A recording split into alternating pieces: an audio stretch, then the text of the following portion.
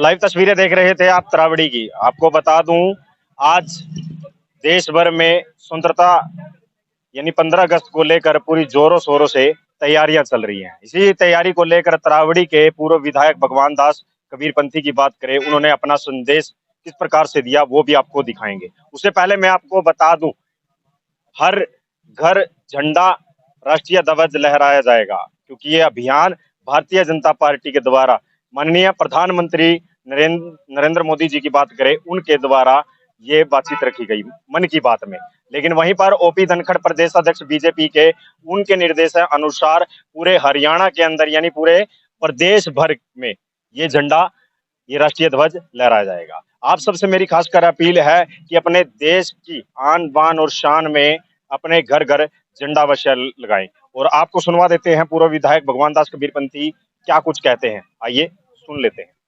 तरावड़ी मंडल की कार्यकारिणी बैठक थी और इसमें आज हमारी पार्टी के और सभी हमारे सामाजिक और सभी संस्थाओं से जुड़े लोग यहाँ पर पहुंचे।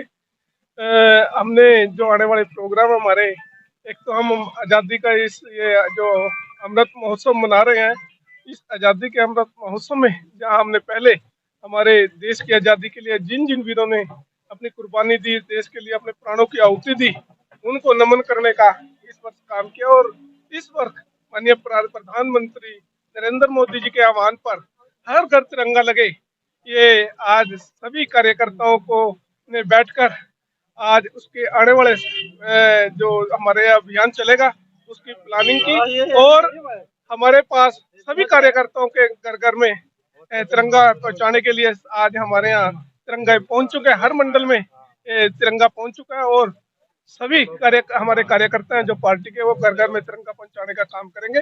और पूरे देश में इस बार हर घर में तिरंगा लगेगा, ताकि उन वीरों को भी जिन्होंने कुर्बानी दी देश के लिए भी, और हमारे आने वाली युवा पीढ़ी जो अपने देश के प्रति उसमें भी गौरव की एक भावना है, ऐसा एक उद्देश्य लेकर इस बार ये अभियान चलाएंगे। एक उत्साह बना हुआ है शहर की जनता में, देश की जनता में उत्साह बना हुआ तिरंगा को लेकर।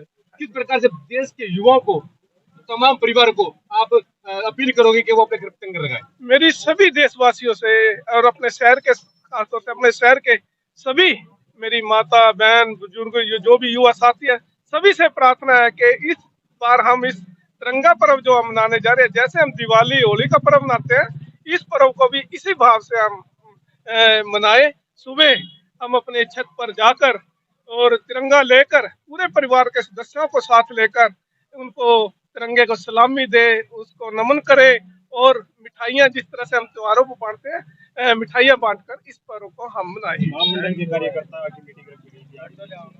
आज कुछ हमारे आने वाले समय के प्रोग्राम जो रहेंगे, हमारी जैसे अभी कल शक्ति के अंदर हमारे जो प्रमुख कार्यकर्ता थे उनको प्रशिक्षण दिया गया, और आने वाले समय में हमारे बूथ की हमारी टीम बने, बूथ अध्यक्ष और उसके बाद पन्ना समिति बने, ऐसे कार्यकर्ताओं के बीच में बात रखी गई है, ताकि क्योंकि आने वाले समय में बूथ समिति और पन्ना सम्मेलन, हमारे बूथ समिति के भी और पन्ना के भी सम्मेलन होने जा रहे हैं, तो वो कार्यकर्ता अपनी सारी बूथ की संरचना कर लेंगे ऐसा। और एक 14 तारीख को एक कुरुक्षेत्र में इस बार हमारे माननीय मुख्यमंत्री जी पहुंच रहे हैं, विभाजन विवक्षा के रूप में 14 अगस्त को हम इस बार मनाने का उसका हमारी सरकार ने और पूरे देश भर में निर्णय लिया, क्योंकि आज़ादी के समय में पाकिस्तान से जिस तरह से हमारे जो हिंदू लोग वापस आए थे भारत में, और 10 लाख के आसपास के लोग उसमें उनके कत्लेआम हुआ था, हमारी माताओं बहनों के साथ दुष्कर्म किए गए थे, उनको उनकी याद में एक प्रोग्राम कुरुक्षेत्र में होगा। एक पंचनद ट्रस्ट एक बनाया गया, उसके तत्वाधान में ये प्रोग्राम होगा, जिसमें लाखों की संख्या में वहां पहुंचेंगे। और कार्यकर्ताओं से भी आज आह्वान किया कि 14 तारीख को भी कुरुक्षेत्र अनाज मंडी में वो सभी पहुंचे, इस प्रोग्राम में शामिल हो।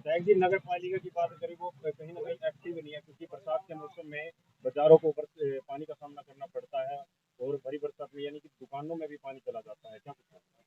नहीं, फिर भी नगर पालिका तरफ से प्रयास रहता है कि किसी तरह की कोई भी परेशानी ना हो।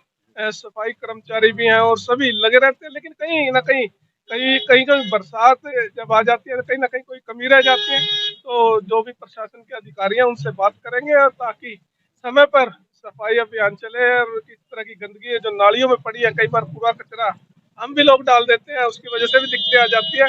हमें अपने आप को भी सुधारना होगा और सफाई के और जो नगर पालिका के अधिकारी हैं उनसे भी यही है कि बार बार जाकर आप मुआयना करें, कोई दिक्कत ना हो, क्योंकि बहुत से हमारे अधिकारी हैं, बहुत से सफाई कर्मचारी हैं, उन्होंने ध्यान रखना चाहिए। ये उनसे एक बार बात करें। अंतिम सवाल ये सर, अभी आप 14 तारीख के कार्यक्रम की बातचीत कर रहे थे, हाँ। जो कुरुक्षेत्र में होने जा रहा है। हाँ जी। सर, ऐसा कार्यक्रम पिछले 7 सालों में क्यों, आपकी बार ही क्यों इसको इतना तवज्जो दिया जा रहा है?